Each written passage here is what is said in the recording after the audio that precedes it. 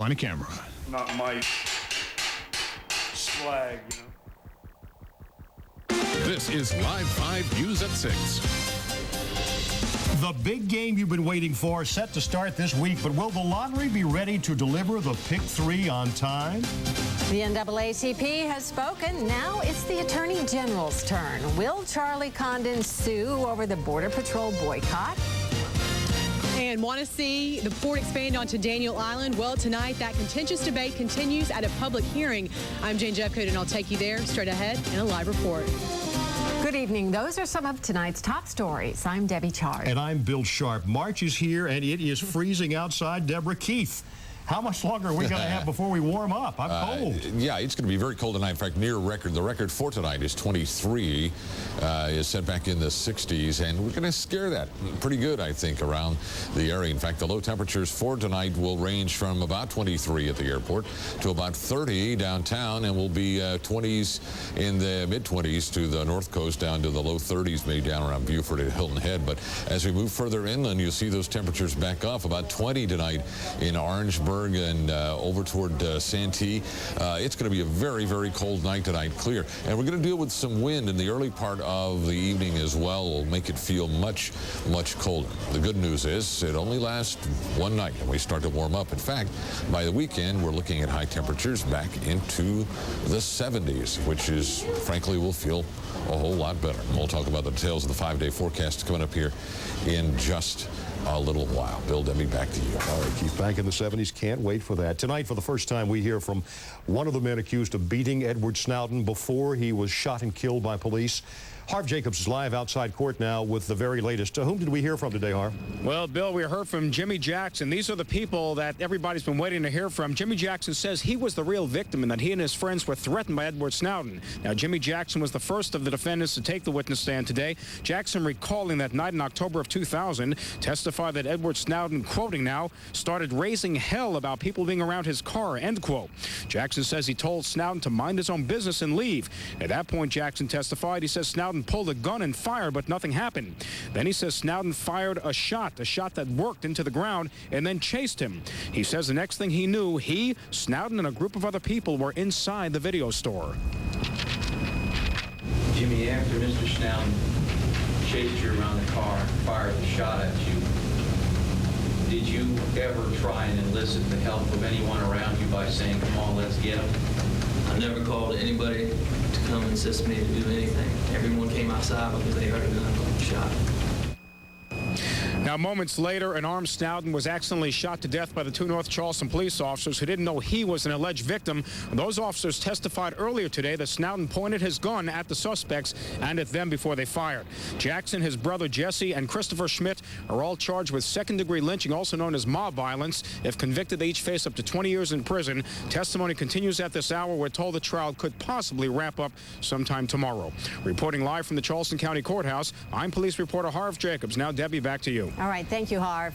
The fear of cranes in containers and truck traffic has hundreds of people outraged over port expansion on Daniel Island. Tonight, they'll get the chance to speak out about what happens in their backyard. Jan Jeffcoat is live in North Charleston, where a public hearing is underway. Jan? Debbie, tonight, lawmakers will hear from residents that this proposed bill to expand the port will directly affect. Now, that means those who are both for and those who are against expanding the port. Now, about half an hour before the meeting began, dozens of folks stood outside holding signs. Inside, it's standing room only where the hearing got underway about half an hour ago. You can see, though, as hundreds of folks packed Sterrett Hall at the old naval base here in North Charleston. Now, a majority of these people are for port expansion onto Daniel Island, but the residents who live there say they worry the new terminal will create more traffic congestion and destroy the community's history and heritage. Okay, it's going to take away the beauty, the preservation. You're going to have the trucks going to be coming in, and I'm talking about a lot of trucks, and it's going to be bad for the school kids. It's going to be a safety disaster. Now, of course, lawmakers will take what they learned tonight back to Columbia, where the debate will continue in the Senate. Now, the meeting here tonight does last until 8:30, so there's still plenty of time for those folks who still want to make it out here. Reporting live from North Charleston, I'm Jan Jeffcoat. Bill, back to you. Jan, thank you. You can call it South Carolina's version of the Amazing Race. Officials are scrambling to bring you the state's first true lottery. As Patrick Villegas reports, the pressure is on. In the last few weeks, South Carolina's been spending millions scratching those. Lotto tickets. But now in just 3 days, it'll be time to pick 3. That's one I like to play. The number drawing games will begin this Thursday, March 7th. Pick 3 numbers between 0 and 9, and if they all turn up, you win. It's the numbers, and you can win a lot more money. $500 in fact. But the bigger question for lottery officials is making sure the games work. Lottery officials are still working to wire those lotto machines. They hope to have at least 2,600 retailers connected by Thursday's drawing. They tell Live 5 News, quote, "Will we be ready? We probably will. Will we have a glitch? We probably will. But it's hard to anticipate those glitches. I hope Scientific Games has a backup. It's their computer. They're saying everything will be fine." Thursday, we'll find out. In the meantime, your biggest worry should be what lucky numbers to pencil in. Most people usually pick birthdays, so I'll probably go with a birthday. Can't tell you, because he didn't want it. Would be lucky for me and everybody else out there if they win. Patrick Villegas, Live 5 News. Just a reminder, not every retailer that sells the scratch-off games will offer the Pick 3. Now, new figures just released show lottery ticket sales are still strong here in South Carolina. The state topped the $138 million mark last week. The top-selling counties include Greenville, Horry, and Charleston. State Attorney General Charlie Condon is keeping the war of words alive with the NAACP, but he still hasn't decided whether to raise the stakes and take the fight to the courtroom. This weekend, NAACP members began protesting at our state's welcome centers to discourage tourists from spending money here in South Carolina. Condon says the demonstrations are illegal, and his staff is still researching whether to file suit against the civil rights organization. Federal law makes it clear that interstate welcome centers and rest stops are designed solely for the purpose of giving motorists a place of rest, hospitality, and recovery from road fatigue. Use of those tax-funded facilities for other purposes is strictly prohibited. Condon has asked Governor Jim Hodges to join him in condemning the Border Patrols as an illegal use of public facilities. Hodges says he does not support the Border Patrols. The NAACP has vowed to continue its boycott until the Confederate flag is removed from State House grounds. The state gave Charleston County a hefty grant to help teach children with special needs, but is the district complying with the law? Currently, there are more than 8,000, or rather 6,000, Charleston County students identified with disabilities and enrolled in special education classes.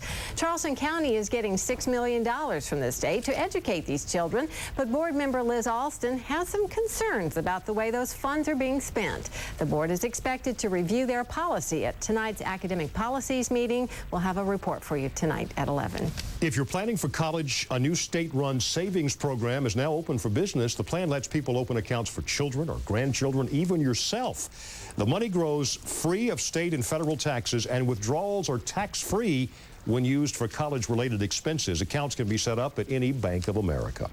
Students at a North Charleston technical school claim people at the institution are up to no good. A small group of protesters turned out today at Beta Tech. They charge the school has tolerated racism, sexism. They also believe staff members are embezzling money. Officials with the school say this is the first they've heard about these allegations of wrongdoing on the campus. They say, though, the charges will be looked into and addressed. Nearly 2 months after staging a downtown protest, local workers who want to build the new Cooper River Bridge will make more noise tomorrow. We're from Charleston, South Carolina.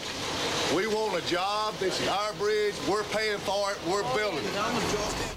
Union members will meet in the morning to air their grievances against the Palmetto Bridge Construction Company. They claim the local workforce is being passed over for low-paid, out-of-state workers. But the project manager tells us 97% of the employees hired are from right here in the Lowcountry. One of the most popular grocery store chains in the Lowcountry became the target of crime this weekend. A man carrying 2 guns walked into this Piggly Wiggly on Highway 61 Friday night. He forced employees to lie on the floor while he stole about $15,000. If you were in the Pierpont area at the time of the robbery and if you saw anything, please call the Sheriff's Department. Here is that number to call, 554-4700. A tiny town in turmoil will elect a new leader tomorrow. Voters in Andrews will head to the polls at 7 a.m. to pick a new mayor. Mayor Pro Tem Clarence Dorsey is running against 2 councilmen, Gerald Mixon and Terrence Middleton. Andrews' former mayor resigned last year in the wake of a state police investigation into the town's finances. The former police chief was indicted last week after being charged with embezzling over $5,000 from the city. Now, we are continuing to keep a close eye on tonight's top story, a cold night ahead. Keith, what are we in for tonight? Yeah, 20s again, as was the case this time last week across the Lowcountry, dealing with a little wind chill as well, but warmer temperatures as we head toward the weekend. Forecast details are straight ahead. Then, if you're too busy to exercise, could raspberries help you melt the pounds away? We'll tell you about the latest craze later at 6. Hi, everybody. Warren Pepper coming to you from the North Charleston Sheridan. Well, I'll speak with Coach Lee Corso coming up in just a bit. He's here to speak to the Touchdown Club tonight. That's just ahead. Tonight on CBS, complete coverage of the largest ground battle to date involving Americans in Afghanistan. At least 8 U.S. soldiers dead. The battle hangs in the balance. Live 5 News Super Doppler 5000 is brought to you by Trident Health System. And good evening, everybody. As the sun begins to set here on a really nice night across coastal South Carolina. Clouds have cleared, sun came out, but that means radiational cooling will set in, and it looks to be a very chilly night. In fact, near record temperatures for the overnight lows. Live Super Doppler 5000 looking out 100 miles. Last vestige of the showers over the weekend have now pushed well out offshore. Should not be a problem here over the next 4 or 5 days. Temperatures, though, tonight are going to be cool. We haven't warmed up much today at all. We're about 40 right now, and you see that's pretty much the rule of thumb to get to the Midlands, and we'll be back in the mid-30s into the mid-20s back in the mountains. But you factor the wind in, and it really starts to feel kind of chilly. 6 in Asheville, 25 here in the Lowcountry. And wind's going to be with us for just a while longer, probably dying after midnight, which will allow things to cool off just a little bit. There's the last of the cloud cover now beginning to push offshore, setting up our cooling for tonight. And again, near record cold. Not much else going on. Big snowstorm wrapping up down in southern Wisconsin, northern Indiana, Illinois.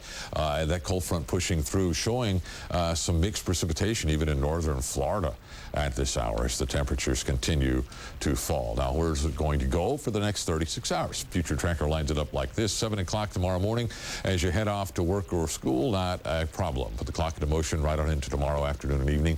No change. Clouds staying off to our north, and through the evening hours into Wednesday morning, pretty much the same story. The good news, the sunshine and the winds dying will warm us up. But tonight, it's going to be very, very cold. About 30 in the city to about 23 at the airport. And as you move back inland, about 20 in Orangeburg. Columbia is calling for some upper teens tonight. So if you put those plants out to get a little rainwater and we warmed up, pull them back in tonight. 40 degrees right now at the airport. Very dry air. 30% humidity, a west wind at 13.